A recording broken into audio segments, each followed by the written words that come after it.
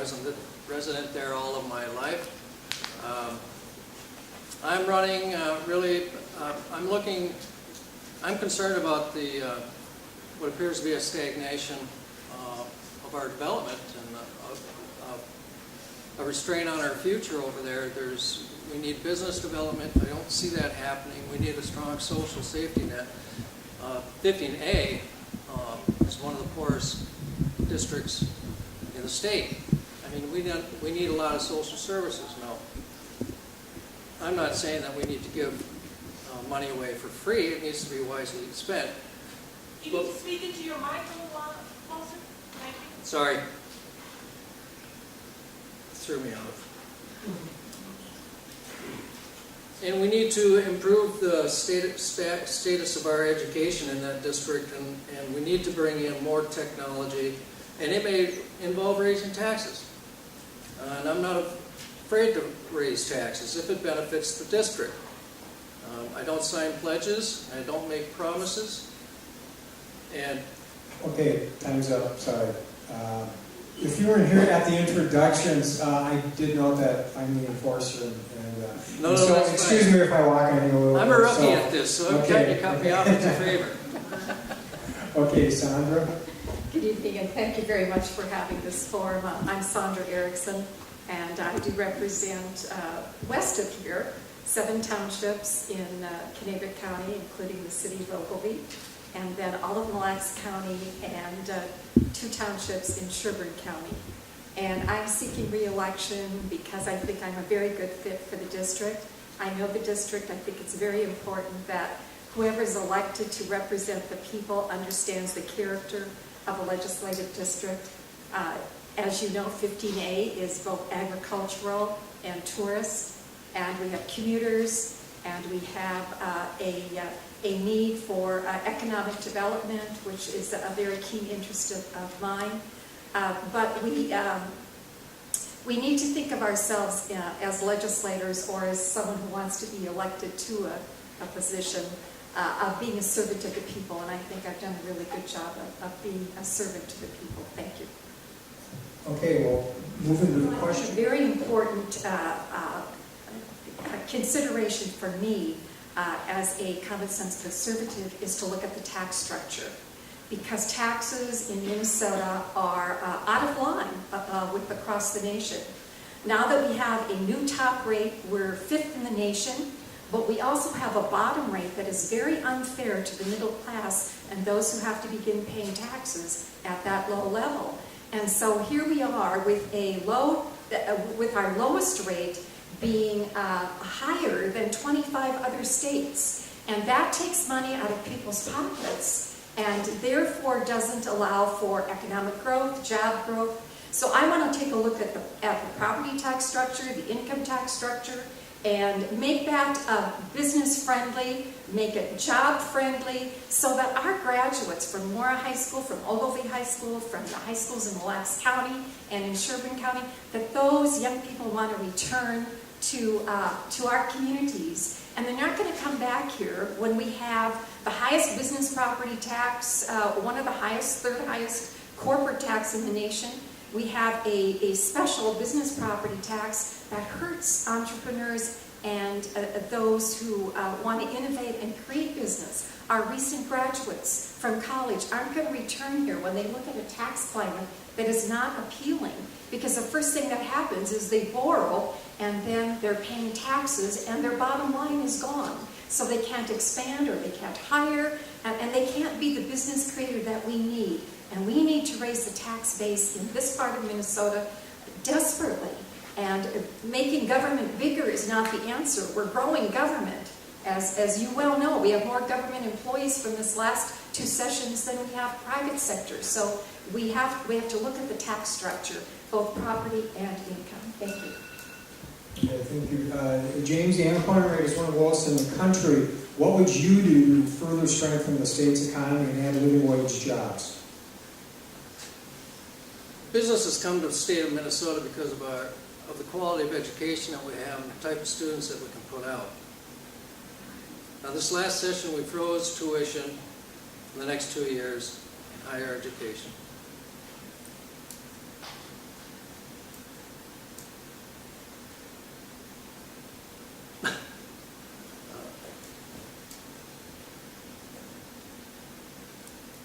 we increased student funding, and, you know, when you increase student funding for students, and you have local control with this funding increase, $343 this year, it's good for the students. And this is another area where we had to raise taxes this year. What the Republicans took us away, the DFL had to pay this time. You don't use the school budgets as a bank. But business friendly, it depends on if you're talking about small business or big business. But big business comes to the state primarily for the educational value, the educational quality of our students that we put out. That's the way you increase. That's the way you improve jobs, gather or put people to work, is to attract business. But it doesn't rely on tax breaks for the wealthy and for businesses who are already getting tax breaks through loopholes. Okay, we'll go to the next question. Tim Faust's answer. If they're not a parent, if they're not willing to give the information out, then we don't contract with them. We end the contract. I mean, we've all talked about accountability and the lack of it. If we're contracting with an outfit that is hiding numbers, you don't contract with them, period. And it should be in law. Okay. Summer? Well, the legislature created HMOs several years ago because they thought it would be a good deal for those of us who need insurance, who wanted health maintenance organizations, which were very popular, as you recall, 20 years ago and 15 years ago. But the legislature created so the legislature can take away. And if health maintenance organizations aren't a worthy part of the insurance industry anymore, then the legislature can repeal that legislation. I'm also curious that our Attorney General, our State Attorney General, Lori Swanson, has not taken a look at HMOs more closely.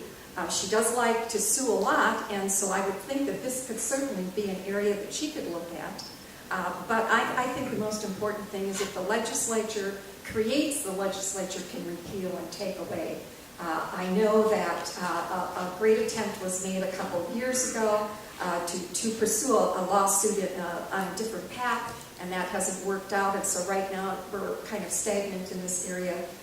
But HMOs have probably served their time, and we need to move on, and if they are not willing to expose their profits, if indeed they have them, then I think we'll signal to them that HMOs are not going to be in existence in Minnesota anymore, and maybe they'll come forth. Thank you. The federal government out of education. They shouldn't be in education at all because it's not in the federal constitution. And in Minnesota, in our constitution, we're called on to provide for an equitable education for all children. So there should be no reason that the state or the federal governments control what is taught in a classroom. And we need to, to stop that. But that takes backbone from parents, from you, from me as a legislator, and that's going to be an ongoing debate that we'll have. In regard to what do we need to fix, we have a formula, or funding, I should say, for K-12 education that is very skewed toward districts that have, I'll say, a variety of student populations and a variety of other reasons to manipulate the formula. And over the years, under former Senator Larry Pogamiller, who represents Minneapolis, he found it very important to pad the pockets of his school district without, in turn, giving money to rural Minnesota. So we need to straighten out this inequity that's going on, so that our rural school districts are not receiving dollars that they should receive, that Minneapolis-St. Paul school districts are, because they're spending over $20,000 a student if you count the federal dollars. And here in East Central Minnesota, our funding is not even reaching $10,000 usually in the Mora-Ogilvie area. So we need to fix that. We need an effective teacher in every classroom, and I will work hard if I'm reelected to ensure that we have a highly effective teacher in every classroom. And so it might mean we take a look at the tenure law. Another thing we need to do is improve our, shouldn't say improve, we need to get rid of some of the testing that is required of our children, because mandated testing now has gone way beyond. To James, what changes or adjustments are needed in Minnesota's education system, both in terms of curriculum and school funding, and what will you push for? Technology, technology, technology. And I think we have to reintroduce some of the humanities education in there. Foreign languages, very, very important. And the best time to learn foreign languages is when they're children. Now,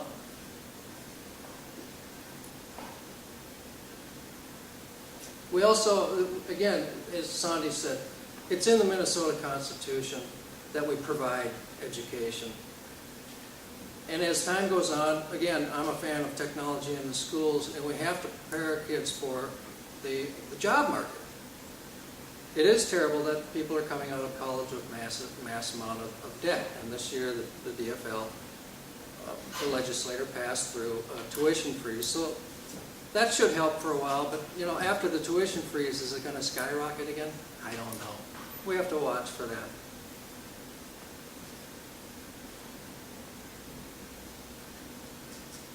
And the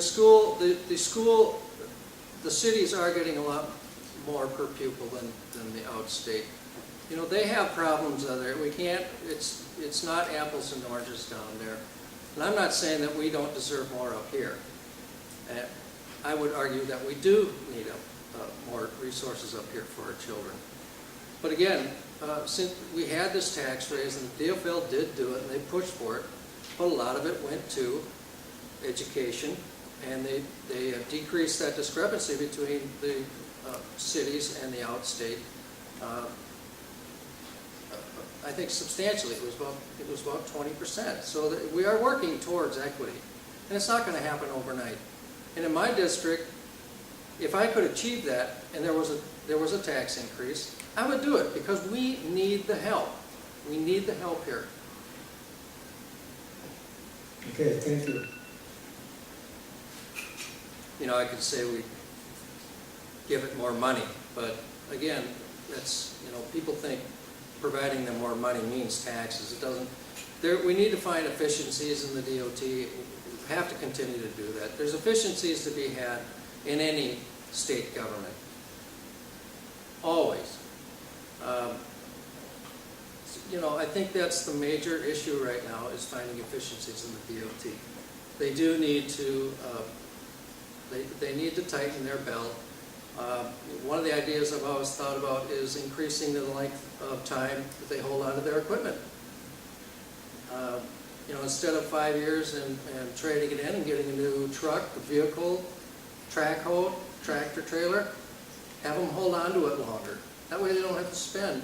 They're not obligated, or they're not forced to spend that money. Thanks. Okay, Sandra, on transportation, what would you do to help close the funding gap? Well, honestly, my folks have told me they're more concerned about county roads and city roads and township roads than they are about the major roads, because we've been experiencing a lot of road repair in east central Minnesota. So we're grateful for that, and we've done it, you know, with bonding and with the dollars that come from the gas tax. And so that has progressed pretty well. I know there's more that needs to be done, and the interstates need attention, and much of that comes through the federal government. But spending dollars on transportation is really setting priorities. And I think of the $90 million now that's going to be spent on a Senate office building. That's going to serve 67 officials. That makes it worth, you know, more than $1 million in office. How we could have used that money for roads and bridges, if we, the legislature, can set our minds to doing that. We can spend cash. We can spend more in bonding.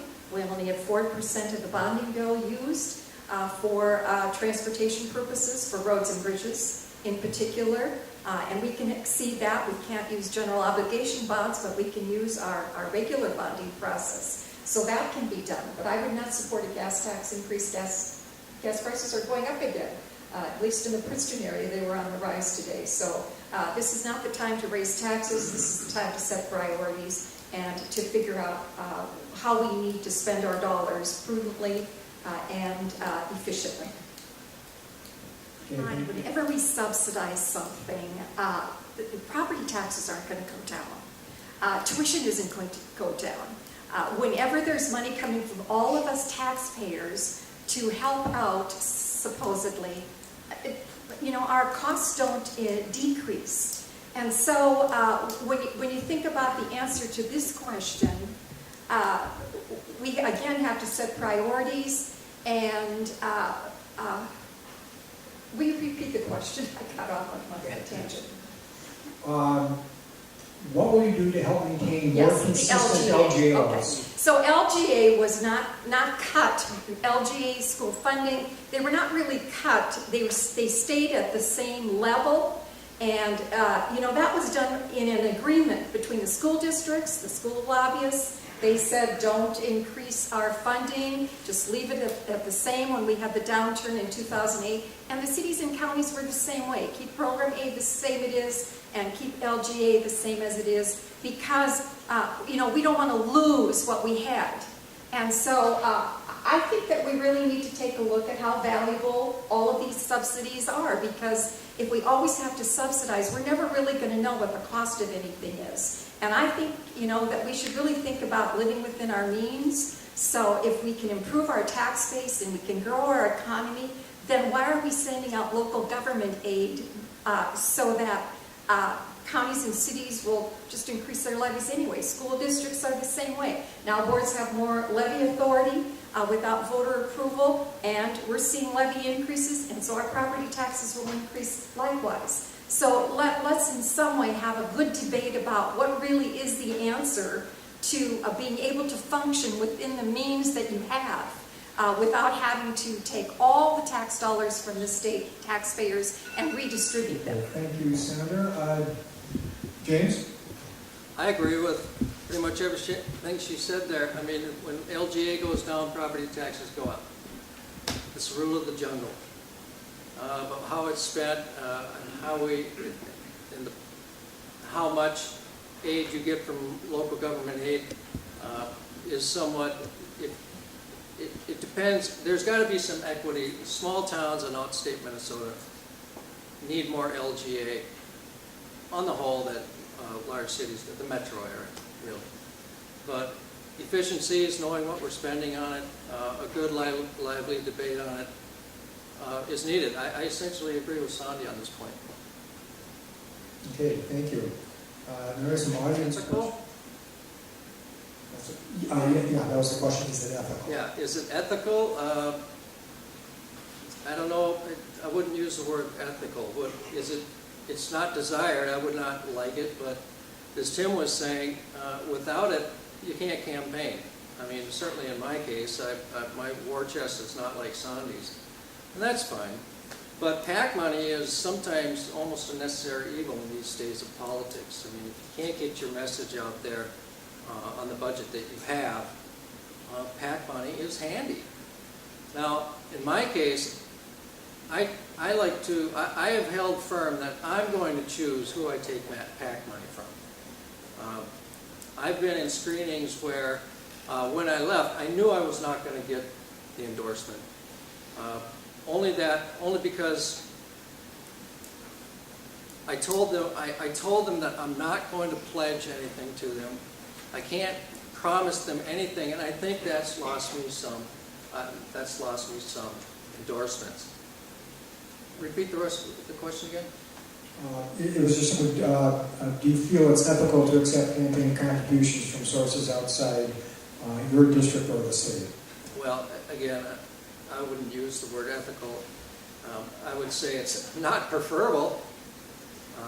I would like to have a system where more transparency was involved, and I would, if I could do it tomorrow, I'd repeal the Supreme Court decision that gave essentially turned corporations into human beings. Okay, sorry. Ethical, I don't ask for money from special interest groups. I may get some, but I don't request it ever, because I don't want to be beholden to any group. And, I think that's the way that, one should look at campaign contributions, is to seek contributions from those you serve, which is your immediate district, and not to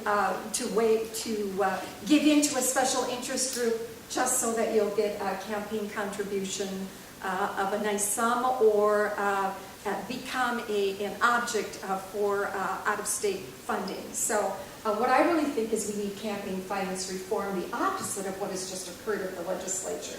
And that is, we should limit campaigning to like 6 weeks. Wouldn't you love that?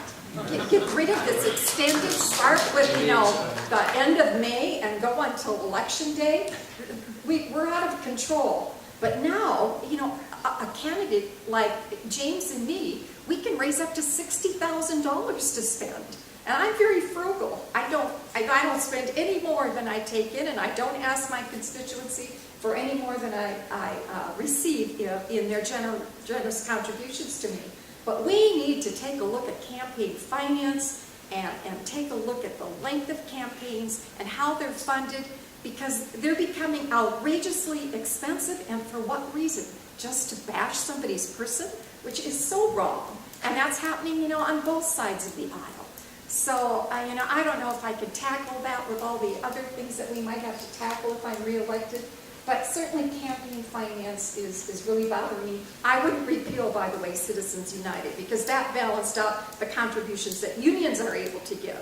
And so, I don't want to go down that path, because that brought at least some fairness to these huge contributions that are given. Tax reform. You can't have a statewide business property tax on top of the property taxes that businesses already pay, and then if they're S corps, and so then they're part of maybe the 1% now who's paying that top rate, that's almost 10%. So we have to take a look at having a tax climate that is going to attract, as I said earlier, our graduates from our local communities, because we love to have our children come home and be part of our community, so our community grows. At least in East Central Minnesota we like that. But they're not going to return here for jobs that don't exist, and they're not going to bring their possible investments here if there isn't a good tax climate. So we must have tax reform so we can build our tax bases, and East Central Minnesota can return to what it was when I came here 50 years ago. James? Still, we're back to education. Large companies are still coming to Minnesota for the value of our education and the level of education our students come out with. That's right now.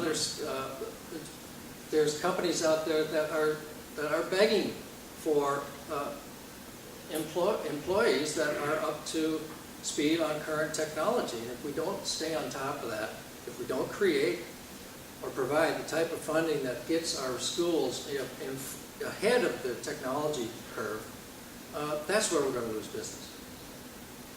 Thank you. Preferred one pulled out because they made a bad business decision. They were too low when they went in there. They were trying to corner the market with cut rate premiums. Now, having them pull out, even that they pulled out, MNsure rates are going to change from a decrease of 9% to some policies that will increase 17%. But those that at the bronze level, certainly, they will be, if their rate goes up, they will be eligible for tax credits at the end of this year that will essentially even it out or even reduce it further. So, is MNsure, MNsure came out and fell on its face. But if we set a precedent of calling any type of large program a failure just when it hits the tarmac, we're not going to be able to take chances. We have to be able to take chances and take the risk that it's going to fall on its face. But MNsure is going to improve, it's going to get better, and I predict that there will be states down the road that are going to be modeling their program after Minnesota because we know how to do these things. Okay, Sandra? Well, any time the government controls the marketplace for anything, we're going to have eventual failure. And it has happened with Obamacare and now with MNsure. The government interference in the free market is just not going to be successful. You have to have competition, and competition will drive the cost down. Now we have more mandates about what has to be covered. Some of that may be, just fine with us, that we cover, those conditions that we had, those pre-existing conditions, that our children are covered perhaps in this day and age because they're still living at home perhaps. But the marketplace should be driven by the free market.